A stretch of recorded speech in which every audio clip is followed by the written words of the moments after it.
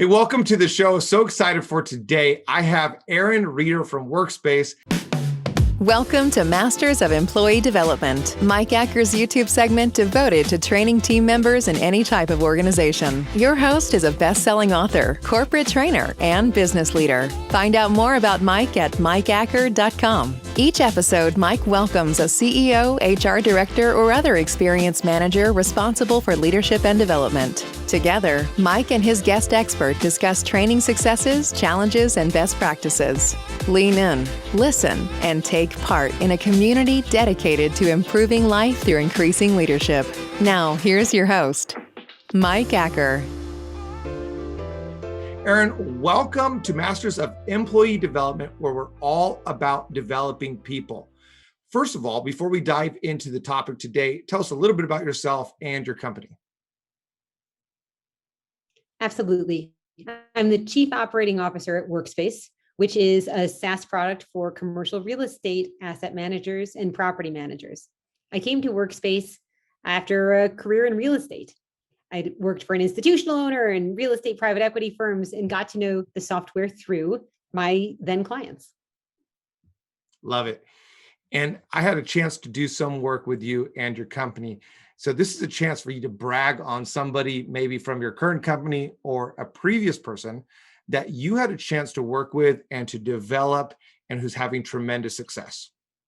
I love that question because we've got some great answers. The person who comes to mind for me first is named JT Landenberger. We brought him in with 2 to 3 years of professional experience in a different industry to take over implementations for one of our products. And that was a huge goal from where he started, which was with zero knowledge of the industry and very little knowledge of the implementations process, which is very involved at Workspace. So what was it in him that you saw that you thought, okay, even though he doesn't have typically what we might be looking for, we think he has what it takes? Tremendous drive, a proven track record of learning new skills, interest in project management. He had a project management degree. And a lot of what we did was very much dependent on proper setting and sequencing of a game plan, and basic, strong customer-facing skills. How long do you think it really was before you started seeing the results that you wanted to see in him? A good 6 months. I think the first 3 months we set out, as we do with all our employees, merely as what you're responsible for doing is learning. So after 3 months, he had some semblance of an idea what he was doing and could contribute to the role. Absolutely wasn't in a position to run it. By the end of 6 months, he had a firm enough grasp that we could give him small projects within that space. And by the end of 9 months, I was comfortable saying, all right, you do this one. You know, I love this. We didn't even talk about this, but again and again, I almost see this kind of 3 months, where it's the first 3 months, the company's losing money in developing this person. The second 3 months, the company finally gets to a spot where it's like, all right, we're not losing money. And then after 3 more months, that's when it's really gets into that spot of profitability. So that's really interesting that this situation modeled that. Do you feel that's something you've seen a lot as well?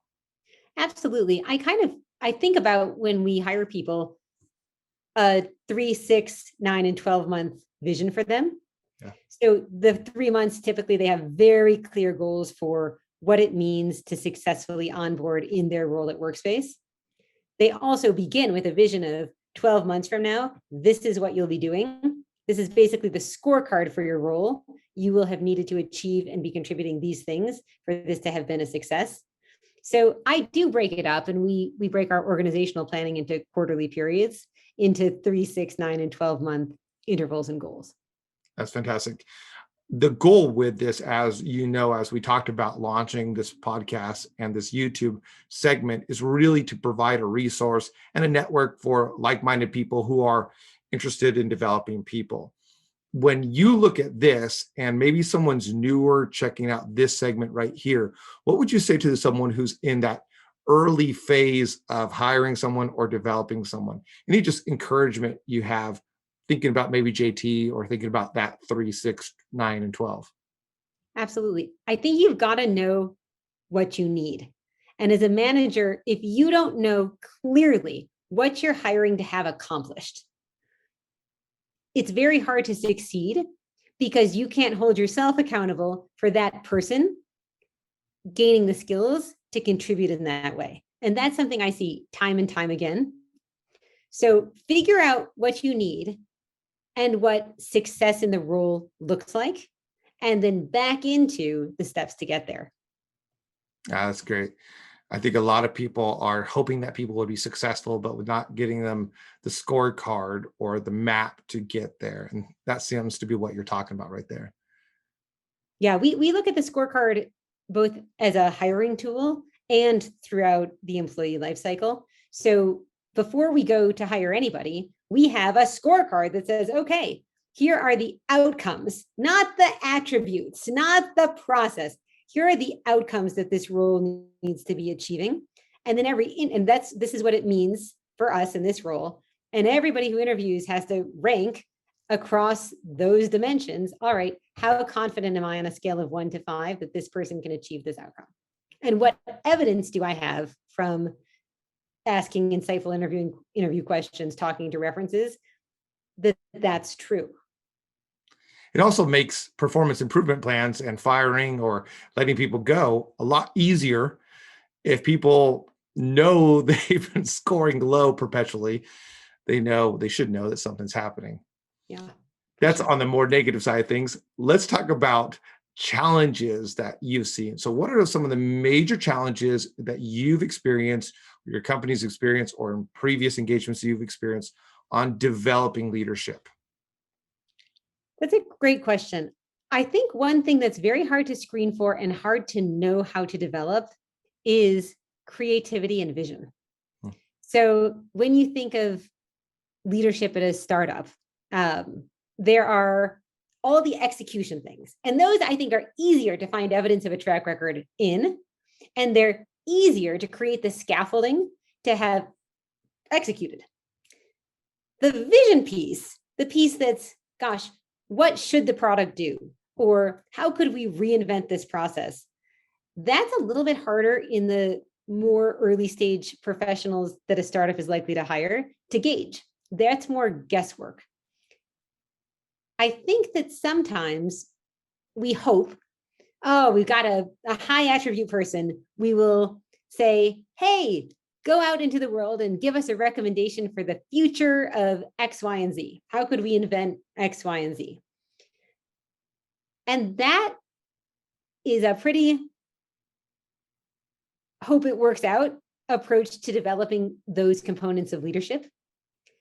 Something that I've been working on is there a way to create the same kind of scaffolding in that component of skills development that you can create on the execution side? Are there smaller building blocks you can give people, and we can give ourselves, that enable the development of that kind of vision and creativity? I absolutely love this, Erin.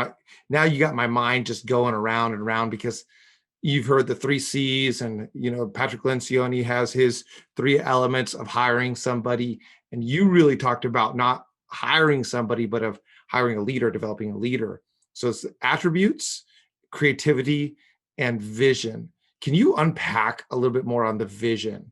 Help me understand, help our listeners understand what it means when you're thinking of finding out the vision aspect.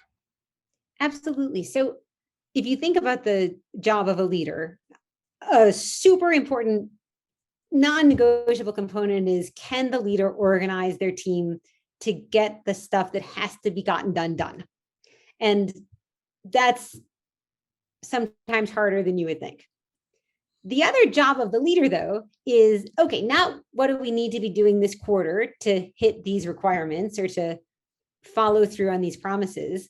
But how do we build the systems and tools and processes for this to look really different 5 years from now? And I think with that piece, we have to challenge ourselves to say, okay, what's our vision for this group or this organization in 5 years? And what does that mean we're achieving along the way?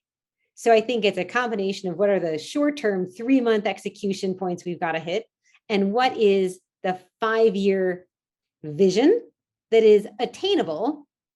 We're not inventing a spaceship, but part of a different future that doesn't exist today. I absolutely love what you're talking about, the vision here, Erin, because I think so often and I've never even thought about it in what you're talking about. So you got my mind just running now, because so often we hire someone who does something really well. Mm-hmm. And that's the person we promote. Well, you did this really well, and now we're going to elevate you. But what you're pointing at for everybody here is that we got to be very careful that we're not just doing this. And a lot of people know that part, but we're also seeing that they have the capacity to think for the long term and not just for themselves. And the creativity comes into so many different areas as well. So tell me about your leadership pipeline. How are you identifying these people who have that vision, that creativity, and who are executing and have those attributes? I think to a point you just made, it's not necessarily the case that the best individual contributor should be on a path to management or leadership. And management and leadership can be the same or two different things, typically intersect. I think in the development of leadership, we're looking for some core skills: judgment, ability to motivate a team, ability to listen to multiple perspectives with an open mind, and then come to your own conclusion, an understanding of accountability. It's moving from do X, Y, Z to you may not be doing any of X, Y, and Z, but you're responsible and accountable for the fact that X, Y, or Z does or doesn't happen.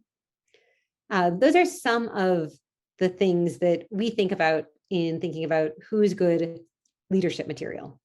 Coachability, because so much of leadership and management depends on being able to learn and adapt based on the feedback that you get from the people you work with, the people you work for, and the people who work for you. I love that. When I was working with one of the team members that you have, they came with their questions ready. So this coachability, I can see this is something that you're bringing into your entire team. Let's make sure you're coachable. And of course, you and the CEO of the company, Vivek, very coachable as well. And I can see you guys collaborating in all these different areas. Is there something that you're developing? I know this is a startup. Is there something that you're developing as a training program for those potential leaders? Yeah, there are some universal skills that we think are important. Some of them are, I would say, on the softer skills side of things. When we look at our team, we're looking at creating first-time managers for the most part when we look at leadership promotion. And so that's how to give and receive feedback, how to create alignment, how to set and track goals. There are 3 things that I think are really critical to being a good leader that we want to teach our rising leaders are the things that matter. And those are about creating alignment, clarity, and accountability. So our training and our training modules relate to what does it mean to create alignment? What does alignment look like? How do you know when you have it? How do you communicate clearly and consistently? Yes, we change things all the time. We're a startup. It's not that we don't change. It's that we're very, very clear on why the change relates to the long-term goal, vision, dream, aspiration. And accountability is how do you create the right, really small, medium, and larger frameworks for everybody getting the things done that they're supposed to get done, including you as the manager and leader who are ultimately responsible for what happens. I think you just actually answered the next question I was going to ask, which is really what's the criteria for those who are on your team? And you talked about that alignment and that clarity. Is there anything else that you're looking for? I mean, I know that you're constantly hiring, constantly talking to people about who's next on the team. And I know there's a couple different frameworks, like we mentioned, for just someone on the team, those contributors. What beyond what you just said, is there other things that you're looking for that we shouldn't miss out on here? Yes. So number one is it can be role specific, and that's where the scorecard for the role and really understanding what we're looking for and looking for evidence of that and collecting as much evidence of that as possible is important. There's a baseline intellectualism that we look for. So we have a really standard tool called a Wonderlic that we use as a first screening mechanism. If you don't score a certain score as a baseline on the intellectual component of the Wonderlic, let's stop here. So that is a basic screening tool. We have exercises for different roles that are designed to assess things like problem solving, writing skills, communication skills, technical skills. So depending on the role, we may look at that. The other thing I would say is it's important for us to know what it means to be a fit with a company, particularly when you're in a small company like Workspace. So we did the work early on to come up with what are our core values. And we do think at the end of each scorecard, how does this candidate map against those 5 values? And that one is a little bit more of a feel and a little bit less evidence-based, but can this person give examples of ways they've solved for the bottleneck? Can this person give examples of ways they've tried to be helpful to others?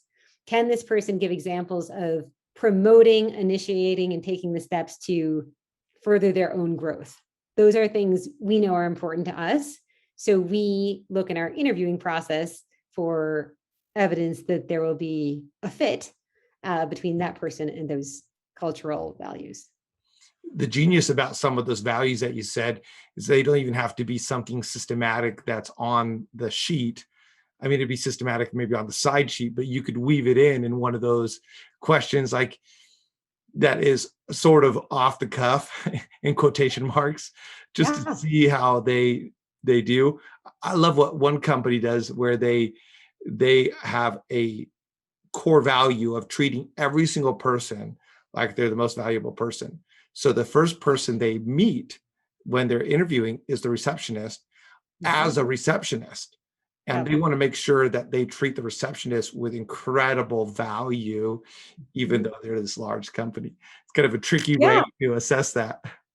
Oh, those are great ways to do it. And in the Zoom era, basic problem solving skills and ability to react to challenges are easy. Invariably, somebody's connection doesn't work, somebody's link doesn't work, somebody can't get into the meeting, it freezes, it crashes. So you get a lot of small bits of live feedback on, for instance, problem solving ability and coolness under pressure. I feel like you just targeted with me with that, because after being on Zoom all day, and here we are my 8th call of the day, and it would not start at the very beginning. So I didn't know you were interviewing me, but very interesting. So when you look at all of these processes, what is it that's behind everything, the big system? Why are you doing this? What's the big why? To use Simon Sinek's, why are you honing in on leadership this way? Why are you honing in on team this way? And you've already mentioned it in passing, but why is it that this is all so important to you? Because I firmly believe that this is what will make the company succeed.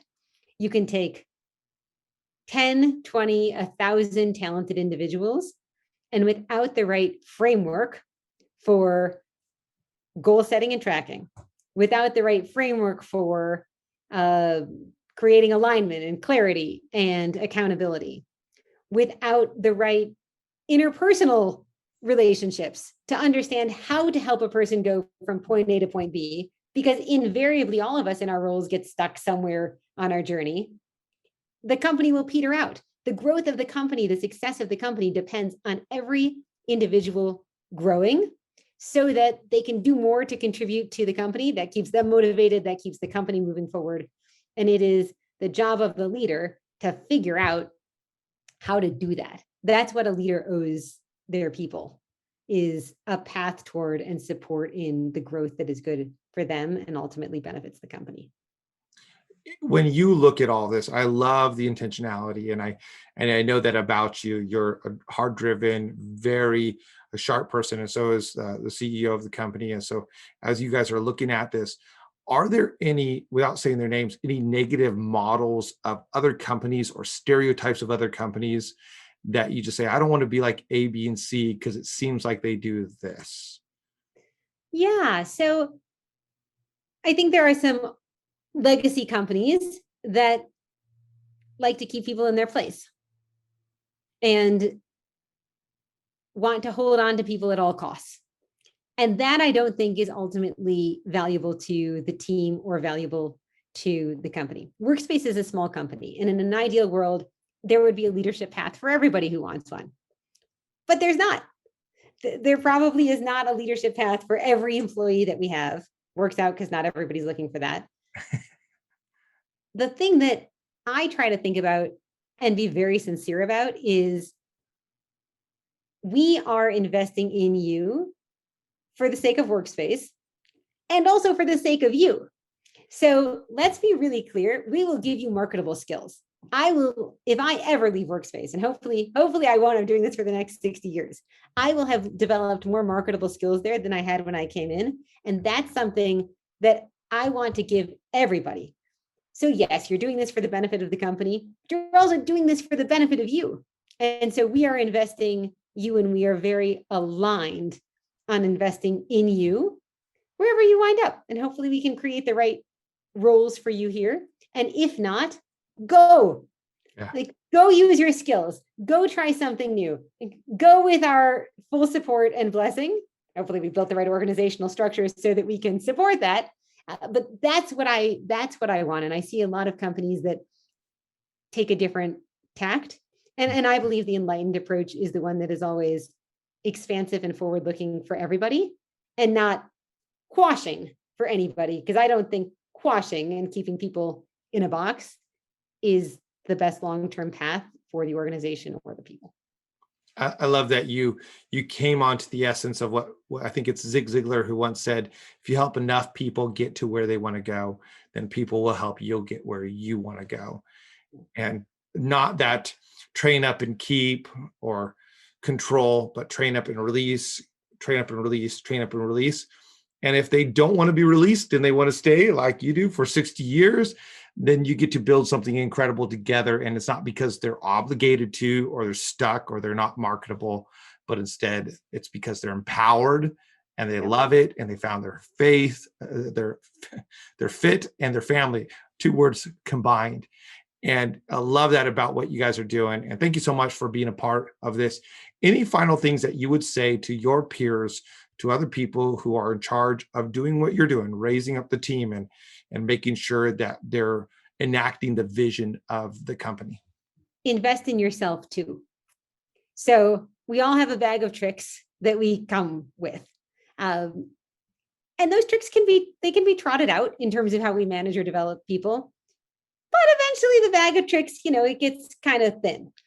And in order to keep developing everybody else, I've found it's pretty important to keep developing and expanding my own ways of thinking, of doing things, find other people who are managing teams or processes in a different way that you can learn from.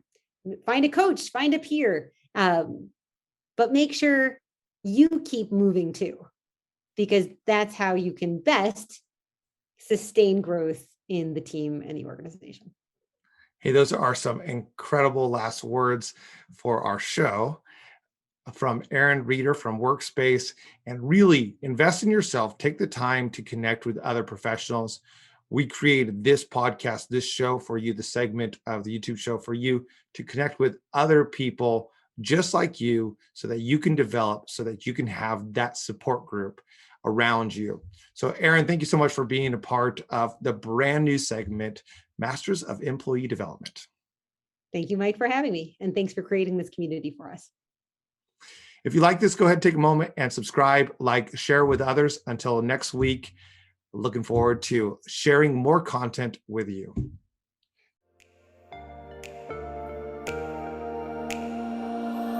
Thanks for listening to Advance with Mike Acker, a podcast designed to provide an edge for leaders through improving practical leadership skills and increasing confidence in speaking. Mike is a best-selling author and business owner who has helped many leaders increase their skills and their confidence, propelling them to new heights in their personal and professional endeavors. Join an incredible group of professionals taking the steps to become better leaders at connect.stepstoadvance.com. Don't forget to rate, review, and subscribe so you never miss an episode.